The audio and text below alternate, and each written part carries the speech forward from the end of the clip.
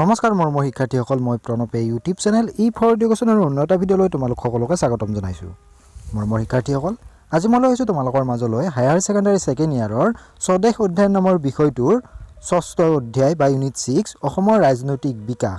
এই ইউনিটটোৰ যিখন অনুশীলন আছে সেইখনৰ কুৱেশ্যন এনচাৰ। তেতিয়াহ'লে আচোন পলম নকৰি আজিৰ ভিডিঅ'টো আৰম্ভ কৰোঁ। আৰু তাৰ আগতে তোমালোকলৈ এটা অনুৰোধ, মোৰ চেনেলটো যদিহে ছাবস্ক্ৰাইব কৰা নাই তেতিয়াহ'লে ছাবস্ক্ৰাইব কৰি দিবা আৰু কাষতে থকা বেল আইকনটো প্ৰেছ কৰি দিবা মই দিয়া এনেকুৱা ধৰণৰ শিক্ষামূলক ভিডিঅ'সমূহ নিয়মিতভাৱে পাই থাকিবলৈ। ইয়াৰ উপৰি যদি তোমালোকে আগৰ ইউনিট কেইটাৰ ভিডিঅ'সমূহ চাব বিচাৰা মই ডেছক্ৰিপশ্যনত লিংক দিছোঁ, তাত গৈ জইন হ'ব চাব পাৰিবা।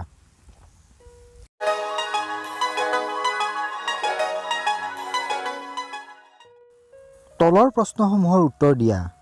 ১ ক ইয়াণ্ডাবু সন্ধি কেতিয়া স্বাক্ষৰিত হৈছিল? উত্তৰটো হ'ব ইয়াণ্ডাবু সন্ধি 1826 চনৰ 14 ফেব্ৰুৱাৰীত স্বাক্ষৰিত হৈছিল। খ ইয়াণ্ডাবু সন্ধিৰ যিকোনো এটা চৰ্ত লিখা।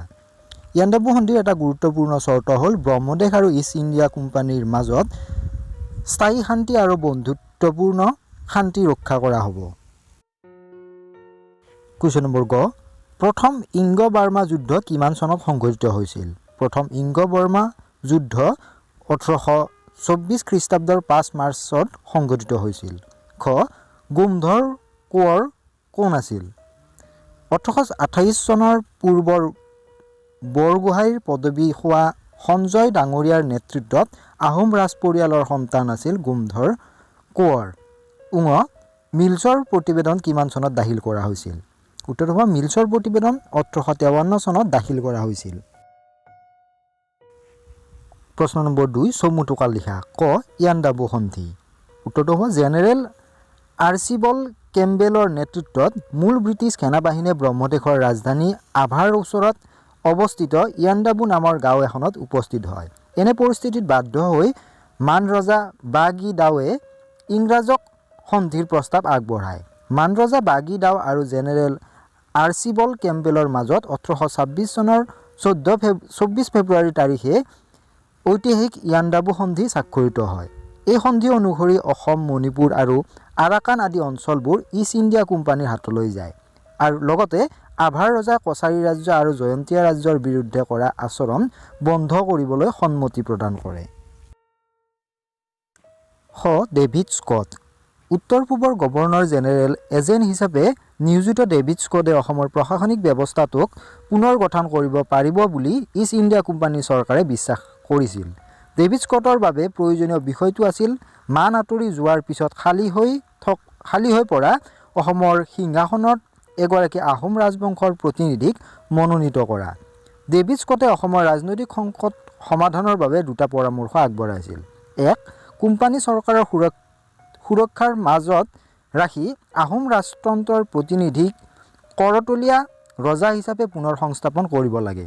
২ প্ৰথমটো প্ৰকল্প হিচাপে ব্ৰিটিছে বিশ্বনাথলৈকে নামনি অসমখন নিজৰ হাতত ৰাখিব লাগে আৰু মোহমৰীয়া, খামতি আৰু চিংফসকলৰ অধিকৃত অঞ্চলবোৰ বাদ উজনি অসমত আহোম প্ৰতিনিধি এজনক শাসনৰ দায়িত্বভাৰ অৰ্পণ কৰিব লাগে। কুৱেশ্যন নম্বৰ গ মিলছৰ প্ৰতিবেদন। উত্তৰটো হ'ব 1853 চনত বংগদেশৰ লেফটেনেণ্ট গভৰ্ণৰ অসম ভ্ৰমণৰ ইচ্ছা প্ৰকাশ কৰে আৰু এইবাবে অঞ্চলবোৰৰ বিশেষ অনুসন্ধান চলাই এখন প্ৰতিবেদন দাখিল কৰাৰ বাবে নিৰ্দেশ দিয়ে। সদৰ দেৱানী আদালতৰ বিচাৰপতি A.J.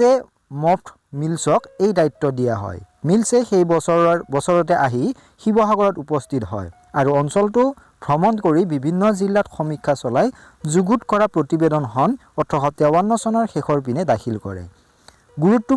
গুৰুত্বপূৰ্ণ এই প্ৰতিবেদনখনক মিলছৰ প্ৰতিবেদন নামেৰে জনা যায়। গ যোৰহাট সাৰ্বজনীন সভা। যোৰহাট নগৰখন সামাজিক ৰাজনৈতিক কৰ্মকাণ্ডৰ কেন্দ্ৰবিন্দু হৈ পৰিছিল। জগন্নাথ বৰুৱাৰ তৎপৰতাত 1884 চনত যোৰহাট সাৰ্বজনিক সভাই প্ৰতিষ্ঠা লাভ কৰে। এই সভাৰ প্ৰতিষ্ঠাপক সভাপতিগৰাকী হ'ল ৰজা নৰনাৰায়ণ সিং আৰু সম্পাদক জগন্নাথ বৰুৱা। 1886 চনত ব্ৰিটিছে প্ৰৱৰ্তন কৰা অসম ভূমি আৰু ৰাজহ নীতিৰ সাৰ্বজনীন সভাই বিৰোধিতা কৰিছিল। 1892-93 চনত কৃষকসকলে গঢ়ি তোলা বিদ্ৰোহৰ প্ৰতি এই সভাই সহমত প্ৰকাশ কৰি চৰকাৰৰ আৰ্থিক নীতিত গৰিহণা দিছিল। যোৰহাট সাৰ্বজনীন সভাই প্ৰকৃতাৰ্থত অসমৰ ভাৰতীয় জাতীয় কংগ্ৰেছ গঠনত প্ৰধান ভূমিকা লৈছিল আৰু 1905 চনৰ বংগ বিভাজনৰ তীব্ৰ বিৰোধিতা কৰিছিল। স্বদেশী আন্দোলন। ব্ৰহ্মপুত্ৰ উপত্যকাত বংগ বিভাজনক কেন্দ্ৰ কৰি গঢ়ি উঠা আন্দোলনটো মূলতঃ নগৰ আৰু মফচল অঞ্চলতে সীমাবদ্ধ আছিল। আন্দোলনকাৰীসকলে বিদেশী সামগ্ৰী বৰ্জন কৰি স্বদেশী সামগ্ৰী গ্ৰহণ কৰাৰ বাবে আহ্বান জনাইছিল। অসমৰ নগৰবোৰত মানুহে ইংলেণ্ডৰ লাভাৰপুৰত তৈয়াৰী নিমখ বৰ্জন কৰি সাৰ ব্যৱহাৰ কৰিবলৈ লৈছিল। বিদেশত তৈয়াৰী চেনিৰ সলনি বাৰাণসীত উৎপাদন চেনিহে ব্যৱহাৰ কৰিছিল। ইউৰোপৰ বস্ত্ৰশিল্পত তৈয়াৰী কাপোৰৰ সলনি ঘৰতে বোৱা কটা কৰা কাপোৰ ব্যৱহাৰ কৰিবলৈ লৈছিল। কামাখ্যা মন্দিৰৰ প্ৰধান পুৰোহিতে পাণ্ডা আৰু দোকানীবোৰক বিদেশী সা সামগ্ৰী ব্যৱহাৰ নকৰিবলৈ পৰামৰ্শ আগবঢ়াইছিল। এইদৰে স্বদেশী আন্দোলন আৰম্ভ হৈছিল। প্ৰথম অসহযোগ আন্দোলন। 20 শতিকাৰ দ্বিতীয় দশকৰ শেষৰ ফালে ভাৰতবৰ্ষৰ ৰাজনৈতিক অৱস্থা জটিল হৈ পৰিছিল। প্ৰথম মহাযুদ্ধৰ ফলত সৃষ্টি হোৱা অৰ্থনৈতিক সংকট আৰু জনসাধাৰণে ইয়াৰ বাবে দিবলৈ বাধ্য হোৱা গধুৰ কলকাতৰে দেশৰ মানুহৰ মনত ক্ষোভৰ জন্ম দিছিল আৰু এনে পৰিৱেশতে ভাৰতবৰ্ষত অসহযোগ আন্দোলনৰ পটভূমি ৰচনা হৈছিল। অসহযোগ আন্দোলনৰ এটা গুৰুত্বপূৰ্ণ কাৰণ হ'ল মণ্টেণ্ট চেমফৰ্ড সংস্কাৰে দেশৰ জনসাধাৰণক সন্তুষ্টি কৰিব পৰা নাছিল, কিয়নো এই সংস্কাৰে ভাৰতীয় লোকৰ স্বশাসনৰ অধিকাৰ মানি লোৱা নাছিল। ভাৰতীয় লোকৰ মনত ব্ৰিটিছ শাসনৰ প্ৰতি বিদ্বেষ জন্ম দিছিল। সাংবিধানিক উপায়েৰে দাবীসমূহ ব্ৰিটিছ চৰকাৰে পূৰণ নকৰাৰ বাবে 1920 চনত কলিকতাত অনুষ্ঠিত জাতীয় কংগ্ৰেছৰ অধিৱেশনত মহাত্মা গান্ধীৰ নেতৃত্বত অসহযোগ আন্দোলন গঢ়ি তোলাৰ সিদ্ধান্ত লৈছিল। দ্বিতীয় লোন আইন ভংগ। ব্ৰিটিছে লোনৰ ওপৰত আৰোপ কৰা কৰৰ বিৰুদ্ধে গান্ধীজীয়ে এক নতুন সত্যাগ্ৰহ গঢ়ি তোলে। 1930 চনৰ আইন অমান্য আন্দোলনৰ সমান্তৰালভাৱে লোন সত্যাগ্ৰহ আৰম্ভ কৰিছিল, যাক দাণ্ডী যাত্ৰা বুলিও জনা যায়। এই সত্যাগ্ৰহৰ অংশ হিচাপে গান্ধীজীয়ে 1930 চনৰ 12 মাৰ্চৰ পৰা 6 এপ্ৰিললৈ দাণ্ডিলৈ যাত্ৰা কৰে। একেৰাহে 25 দিন যাত্ৰা কৰি প্ৰায় 385 কিলোমিটাৰ দূৰত্ব অতিক্ৰম কৰাৰ পিছতে তেওঁক 1930 চনৰ 6 এপ্ৰিল তাৰিখে দাণ্ডিত উপস্থিত হৈছিল। ইয়াতে লোন আইনৰ বিৰোধিতা কৰি গান্ধীয়ে নিজে লোন প্ৰস্তুত কৰি চৰকাৰৰ প্ৰতি প্ৰত্যাহ্বানৰ সৃষ্টি কৰিছিল। এনেদৰে গান্ধীয়ে লোন আইন ভংগ কৰে। বৰকেজ ঘূৰণীয়া মেজমেল।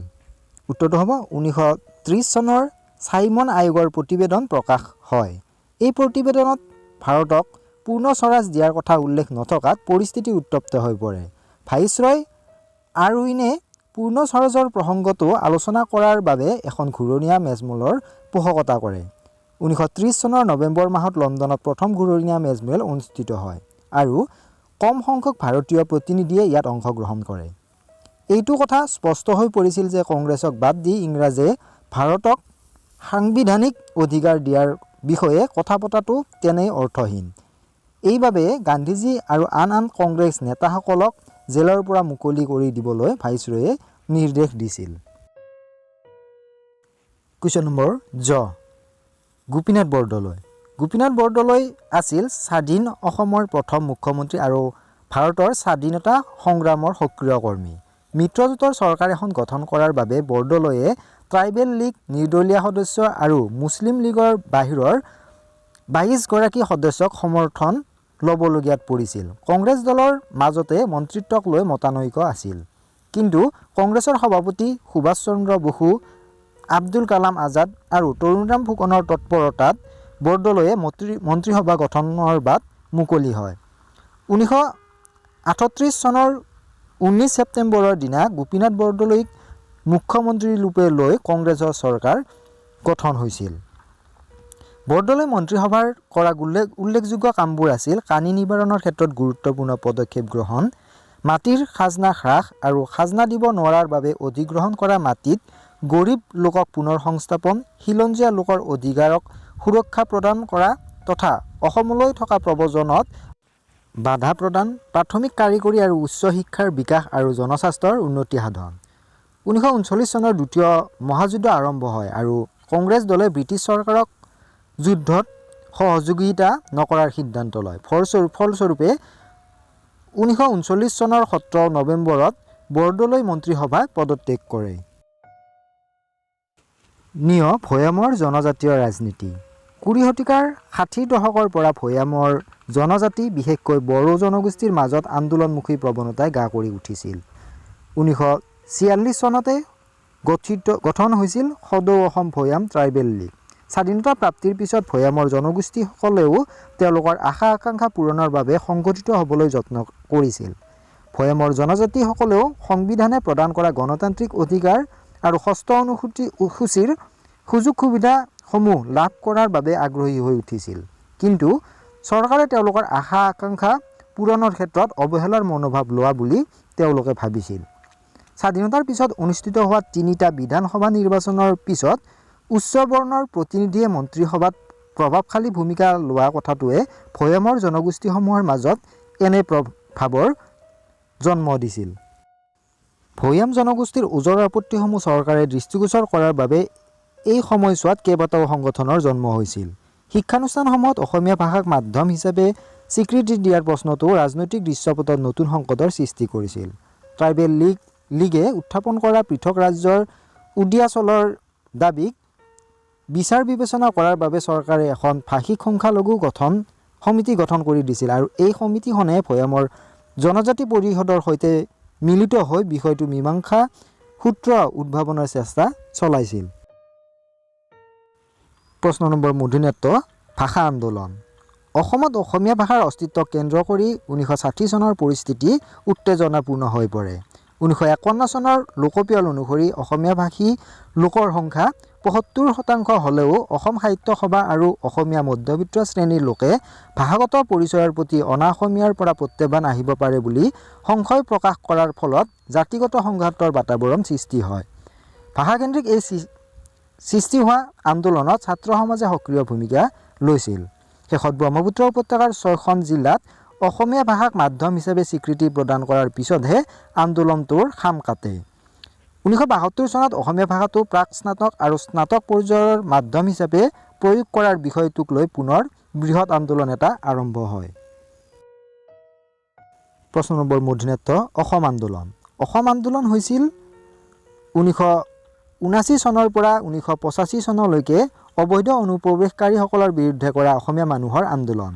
ইয়াক স্বাধীন ভাৰতৰ অন্যতম শক্তিশালী আন্দোলন হিচাপে গণ্য কৰা হয়। সদৌ অসম ছাত্ৰ সন্থা আৰু সদৌ অসম গণ সংগ্ৰাম পৰিষদে অসম আন্দোলনৰ নেতৃত্ব বহন কৰিছিল। কুৱেশ্যন নম্বৰ মধুনেন্ন পথৰুঘাটৰ ৰণ। 1894 চনৰ 28 ফেব্ৰুৱাৰী তাৰিখে অসমৰ দৰং জিলাৰ মঙলদৈ চহৰৰ পৰা প্ৰায় 16 কিলোমিটাৰ পশ্চিমত অৱস্থিত পথৰুঘাট নামে ঠাইত স্থানীয় খেতিয়কসকলে মাটিৰ খাজনা বৃদ্ধিৰ প্ৰতিবাদ কৰোঁতে ব্ৰিটিছ পক্ষই প্ৰতিবাদকাৰী কৃষকসকলৰ ওপৰত গুলীচালনা কৰে। পথৰুঘাটত সংঘটিত হোৱা এই বিদ্ৰোহকে পথৰুঘাটৰ ৰণ বুলি কোৱা হয়।